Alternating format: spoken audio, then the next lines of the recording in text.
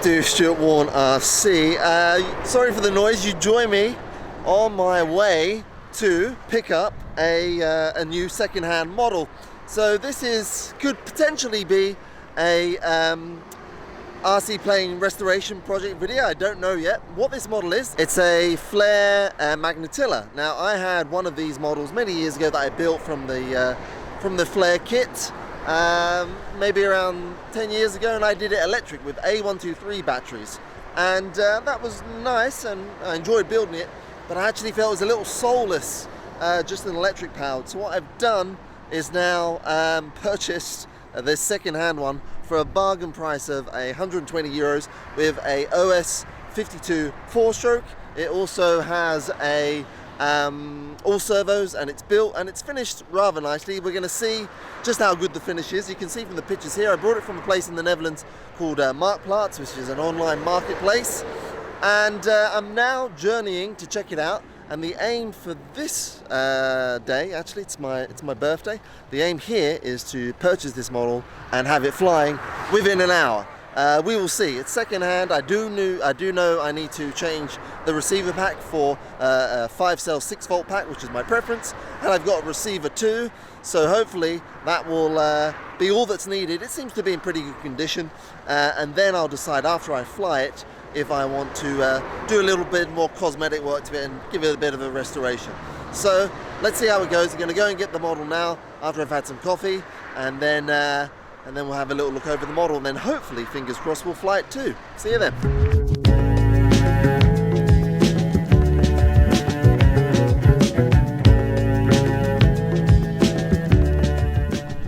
Okay, so we have just arrived. I'm not going to take the camera into the guy's house. I don't think that's very fair. But we are going to go and get the model. Hopefully all is well, and I'll bring it back out and we'll have a quick overview. And then, all being well after that, we'll go down to the club. Hopefully the wind doesn't pick up too much, and hopefully, fingers crossed, we'll give this a Maiden. Okay, so we have picked it up. This is the Flair Magnatilla, but this particular one for €120. That is a great buy, because it has, not only is it a Magnatilla, which these kits second-hand retail for well over £100 or euros nowadays, no longer in production at the moment. It's got all the servos on board, and these servos will certainly take 6 volts. It's also got a OS 52 4-stroke. Now he's flying that on 11.7. I'm going to try it with that today, but I think I'll probably put a slightly bigger propeller on that. It's got some nice detail as well, which I really liked. It's got the machine gun, the rigging wire, the pilot. This aluminium here I'll probably replace with the sticky aluminium from Mick Reeves. It's got very nice spoke wheels, which are quite unusual. And I think if I get that far, I'm going to take those decals off and paint some white bars on there, and then put the iron crosses on top of those. Maybe do a little bit of detailing down the side of the fuselage, and it's covered in Oratex, one of my other favourite coverings now that Solatex is not available. So I am going to rig this together down at the club, which is not so far away from here. Get my receiver in, get my receiver pack in. I've got some 4-stroke fuel, or some glow fuel anyway. Speaking of glows, it also comes with a handy remote glow, which is nice because you just plug that in there. Very, very cool. I'm really, really pleased. This is a great birthday present to myself. Plenty of bargains to be had in the second-hand market. This is the stuff I live for. I'm looking forward to this. Should be very, very cool. So, all being well, I'll now see you down at the club with this thing hopefully ready to go. We'll see.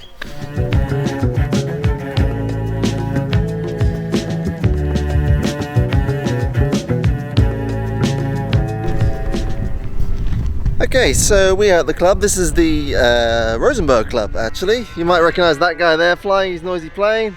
That's Tom DeWirt. Nice pass on cue. Good friend of mine. We'll be flying a bit later on. Now, here is the model. First things first, I realised, I don't know if you can see it in there, maybe you can if I zoom. I need to be able to see what the carburetor is doing before I can set up the throttle. The only way I could quickly do that was to cut an access hole in the bottom here. Now that's fine, because it's revealed already that there's some fuel soak in there, which I really don't like. So it's a good opportunity to properly clean that up and fuel proof it. And also I had planned to put the Mick Reeves flight metal on here to replace this aluminium tape. That will look much better. But for today, I'm just going to blend that back on for this flight. And then before that, I'm going to set up the carburetor so I can see the opening properly. So annoyingly, it had a remote glow, and from his house to the club, I've lost. There you go, you can see me now. From his house to the club, I've lost that remote glow lead. So I've taken the cowl off. The cowl doesn't weigh too much, and I'm at least going to try and get it running now, having set up the throttle, I think, to what's optimal, and then we'll see what happens. See if we can get it running, and then it's very windy now actually, but hopefully it'll be okay. Let's see. I might not push it too far today.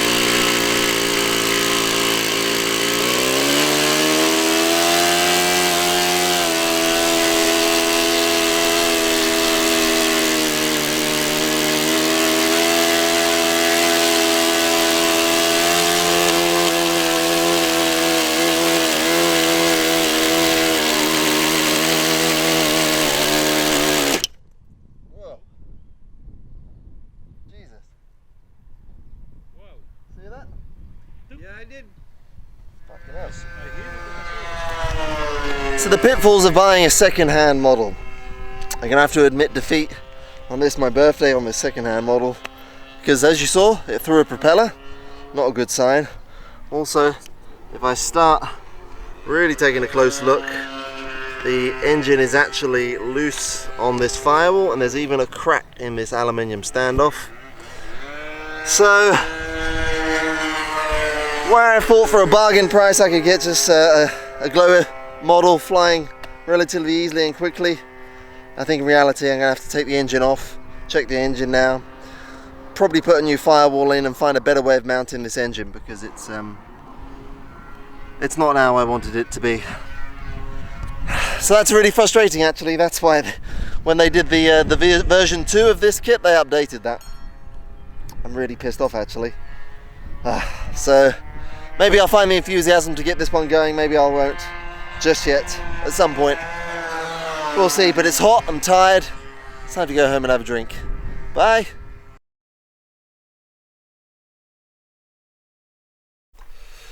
Okay, so after the frustrations of yesterday, calmed down a bit now, and the thing about bargain models is that they can be bargains and you can get really good deals, but sometimes if the price is really good, it's a bit too good to be believed. And okay, this is not a bad example of that, but it still pissed me off nonetheless, and I'm a little upset, but I know what I need to do. I think I know what I need to do to fix this now. So first of all, you saw it through a prop. That cylinder head bolt is missing. Part of the engine is actually broken there. You see one of the cooling fins. Not only is that bolt missing, but that bolt is actually broken off in the crankcase, so that's great. So pretty much that engine, certainly that crankcase is useless. I can try and find another crankcase, but I'll probably just keep this engine for parts now, or sell it for parts. Also the motor is a little, I don't know if you can see that there, is a little loose on the firewall. Now that's loose just with me holding it. So when there's lots of vibration, which will be when the engine's running, I don't really like that as it is. And also you can see, look at that shoddy job he's done of the claw nut, and there's the firewall, there's the claw nut, and there's the bolt. It's just exposed and not great. So unfortunately he's done a bit of a poor job there. This aluminium tape I was going to replace anyway with flight metal, but not only that, the other thing that annoys me, the covering's coming off. Now that in itself is not an issue, but the problem is, the one thing you always do when you're covering a model, you leave plenty of overlap, and I'm trying to get a good view for you here. What he hasn't done is left any overlap. So that means that this is now completely unstuck. and there's no additional material left to sort that out. So actually in this instance what I need to do is completely remove the covering from the fuselage and recovering it again. That's going to cost me 20 or 30 euros in covering, and of course a lot of time. So bit of a pain in the ass. I'm quite upset by that. But I think I'm going to persist. I'm going to calm down even more, do it methodically. It's just unfortunately this isn't going to be something I can grab and go straight away, which is what I was really hoping for. Really disappointed with this engine. That's a 52 Surpass. I've got a 48 which I've recently cleaned, well, earlier this year. Gave a full service to, replaced the bearings, replaced the O-rings, and got the timing all set. I know this engine, a 48, is going to power the Magnatilla very, very well, because I've actually got this same engine in my Puppeteer, which is a little bigger and heavier than the Magnatilla. So I have no problem with that engine on this model. And all the mounting patterns and everything are the same between the two engines, so I'm just going to swap that out and sell that on for parts and be honest about it, not like this guy that I brought it from. And then also the other thing that I discovered, sorry, I'm going to do this like so. So these are the push rods, and in the original kit the calls for push rods mounted to wooden beams, or push rods if you like, and that they're heavy, but they work as their push rods. Now, I'm not getting much slop there, but look at this. He's literally just got a piece of wire in the fuselage, completely unsupported. And again, when there's vibration from the engine, that's going to look really, really shoddy. So, all in all, I've got quite a project on my hand, unfortunately. It's going to be a beautiful model when it's done. I'm also going to paint it up. That's great. I know the aircraft flies well because I had one a few years ago in electric form. But it was soulless. I really need to put, and I really want to put, little four-strokes in these models. They deserve them, and it's what they work best on. So there we go. What has now turned out to be part one of God knows how many parts of a aircraft restoration project, unintentionally, of the Flair Magnatilla. So, I don't know when I'm going to update you on this, but at some point soon we'll have some work on this. I'm just going to stew for a little bit longer on this one. Okay, thanks for watching. Please like if you liked. If you've got any comments, leave them below. And I will see you next time for an update on this particular model. Take care. Bye. Okay, scrub that. I've decided I know what I'm going to do with this, and I'm going to do it pretty quickly. So this will be a restoration, and I'm going to get on with it as quickly as I can. What I'm going to do, that is the 52 in there. I am going to replace it with the 48, I think I've already said that. But at the moment the carburetor, if I turn this on this, the carb on this engine is, that's why I cut a hole here. If you can see in there, can we get in there? There, I think you can just make out, let me zoom in a bit. Alright, there she is. There. It focuses. Here it comes. That is the carburetor. Sorry for the delay there. That's inside the fuselage, which in itself helps because it means the carburetor can breathe undisturbed air. However, what that means is when you choke the carb, often fuel comes out, and that's what's happened here. And this is all oil soaked and fuel soaked, and I don't want that. So, I'm going to move the engine forward so the carburetor is on this side of the firewall, and that means I can maintain and get to the carb very, very easily. What that does mean though is that I will, oh, where have you gone? There we go. What that does mean though is that I'll need a slightly longer cowl. It might look a little bit odd, so I'm going to see how that goes. Maybe I can get it fitted with the original cowl, which is 65mm in depth, rather than the longer cowl, and just mount the engine, oops, inverted like so. So if you look at it from this regard, if I hold it up like that, it will kind of be mounted. Let me try and do this whilst holding the camera. Sorry, I should have thought about this a bit more before I... There we go. So, cut back to that. Could potentially be mounted like that, inverted, which would be fine as well. So anyway, with a engine mount, a traditional engine mount on the front of the firewall like so, that means I can fill in this. So I'm going to potentially fill this all in, sand it all flush, and then mount a traditional engine mount to it. This can be resheeted. All of this is going to be covered in that Micre's flight metal. The filler plug I'll move to the cowl, and of course this will all be covered with new Oratex, which I've already ordered. So